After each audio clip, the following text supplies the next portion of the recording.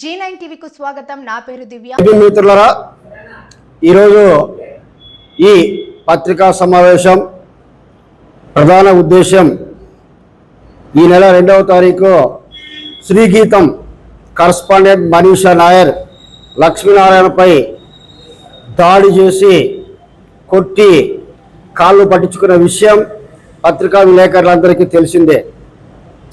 3వ తారీఖు మొదలైన ఉద్యమం రాను రాను క్షీణించిందని, ఉద్యమంలో పాల్గొన్న వాళ్ళందరూ వెనక్కి తగ్గినారని, అందువల్లే మనీషా నాయర్ని అరెస్టు చేయలేదని బయట కొన్ని వార్తలు చక్కర్లు కొడతా ఉన్నాయి.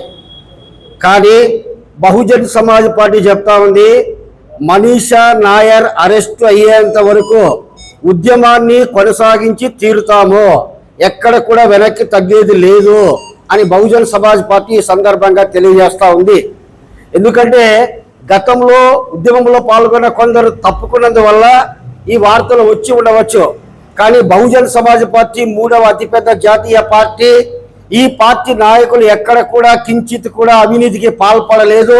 అలా పాల్పడినట్లు ఏమైనా ఆధారాలు ఉంటే మమ్మల్ని నిరూపించవచ్చు, మా మీద కోర్టుకు వెళ్ళచ్చు, నిరూపించవచ్చు.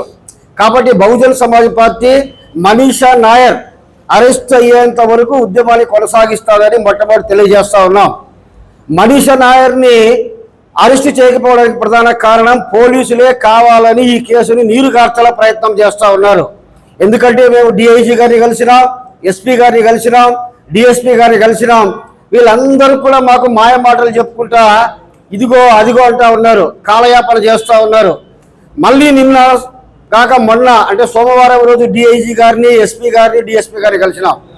డిఎస్పీ గారి దగ్గరికి వెళ్తే ఒకటే చెప్తా ఉన్నాడు, అయ్యా ఇదిగో నేను మనీషా నాయర్ ఫోన్ తీసుకున్నాను, ఆ ఎంక్వైరీ చేస్తూ ఉన్నాను అంటున్నాడు. మరి ఫోన్ తీసుకొని ఎన్ని రోజులు ఎంక్వైరీ చేస్తారు, ఎఫ్ఎస్ఎల్కి ఎప్పుడు పంపిస్తారు, ఎఫ్ఎస్ఎల్ రిపోర్ట్ ఎప్పుడు వస్తుంది అని వివరాలు అడిగితే ఎఫ్ఎస్ఎల్ రిపోర్ట్ వచ్చేంత వరకు ఆగాల్సిందే అంటారు. అంటే కావాలనే పోలీసులు మనీషా నాయర్ని రక్షిస్తూ ఉన్నారు, మాకు అర్థమైపోతా ఉంది.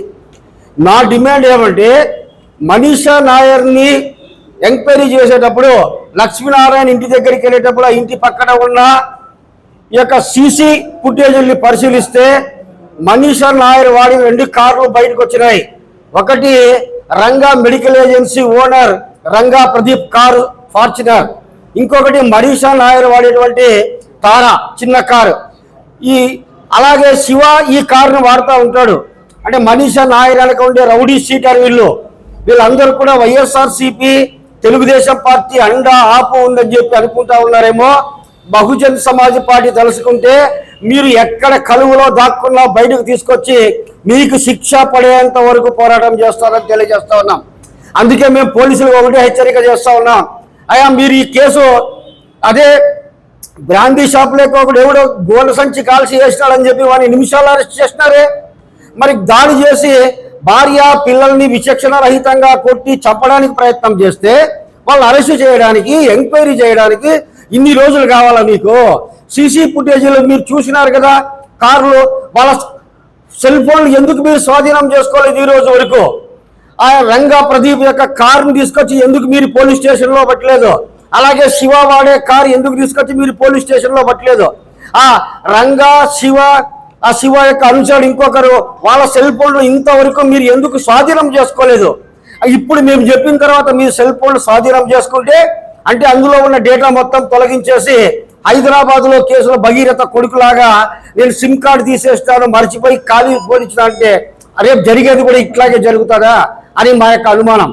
కాబట్టి మేము ఒకటే పోలీసులకు హెచ్చరిక చేస్తూ ఉన్నాం, మనీషా నాయర్ని మీరు ఎంత త్వరగా వీలు చేసి అంత త్వరగా అరెస్ట్ చేయాలి. ఆ మనుషులని ఆ యొక్క ముగ్గురి సెల్ ఫోన్లు అంటే Ranga plus Manisha Nair plus phone అలాగే శివ ఫోన్ కూడా 3 ఫోన్లు మీరు స్వాధీనం చేసుకోవాలా.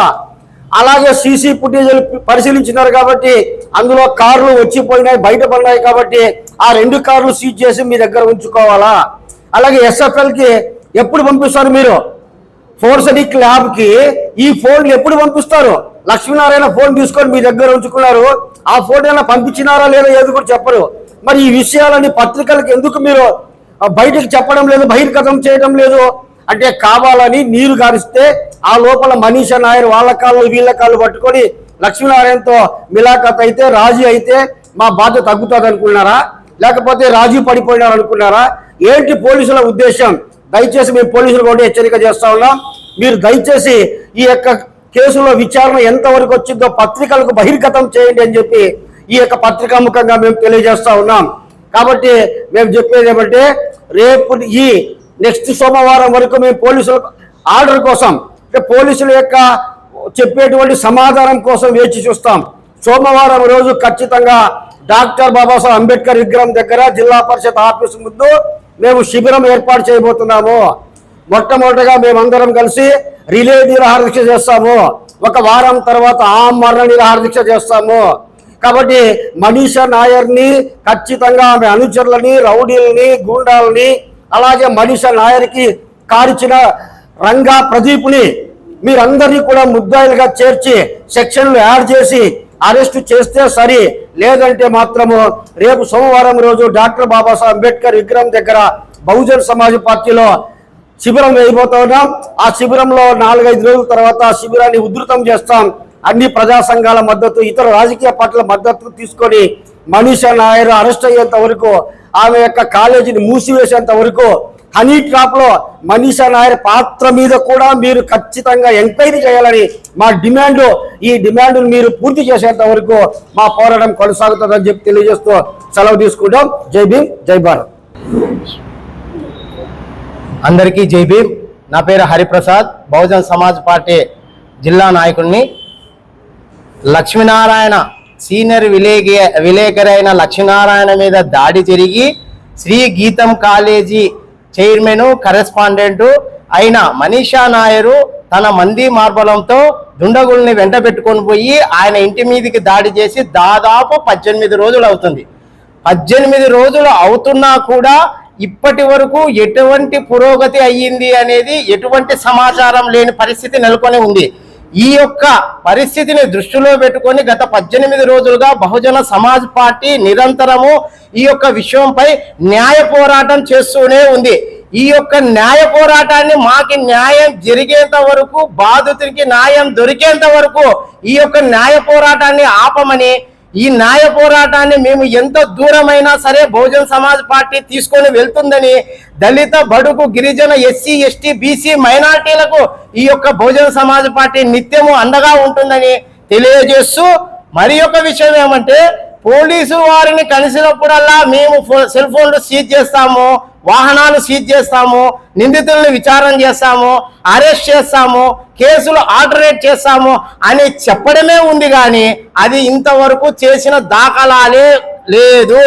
మా యొక్క డిమాండ్ ఏమంటే ఈ కేసు మీద పోలీసుల యొక్క నిర్లక్ష్యం ఎందుకు ఇంతగా ఉంది, దీని వెనుక ఎవరు ఉన్నారు? ఎటువంటి కేసునైనా పోలీసు వాళ్ళ దగ్గర ఉండే టెక్నాలజీ, వాళ్ళకి తెలిసిన ఎక్స్పర్ట్స్ తో ఈజీగా ఒక కేసుని చేయగలిగే సామర్థ్యం ఉన్న పోలీసులు ఉన్న ఈ జిల్లాలో ఈ కేసు విషయంలో ఎందుకు ఇంత నిర్లక్ష్యం వ్యవహరిస్తున్నారనే దానిపైనే మేము ప్రత్యేకంగా డిమాండ్ చేస్తున్నాము.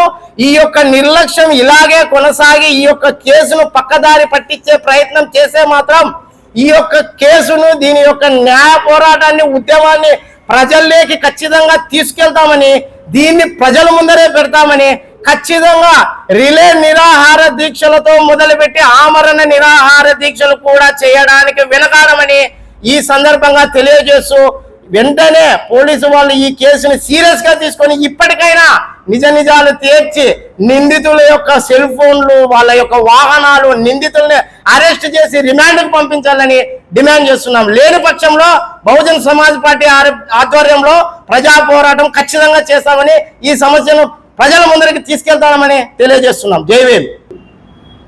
ఈరోజు దాదాపుగా ఒక దళిత విలేకరి లక్ష్మీనారాయణ గారి పైన దాడి జరిగి దాదాపు 20-25 రోజులు కావస్తున్నప్పటికీ కూడా మరి పోలీసులు ఎటువంటి చలనం లేకుండా పోవడం అనేది ఇది చాలా దుర్మార్గమైనటువంటి పని అని చెప్పేసి ఈ సందర్భంగా నేను తెలియజేస్తూ, మరి ముఖ్యంగా పోలీసులకు మరి రాజకీయంగా ఏదైనా వస్తువులు ఉన్నాయా అరెస్టు చేయడానికి, ఎందుకు అరెస్టు చేయడం లేదు?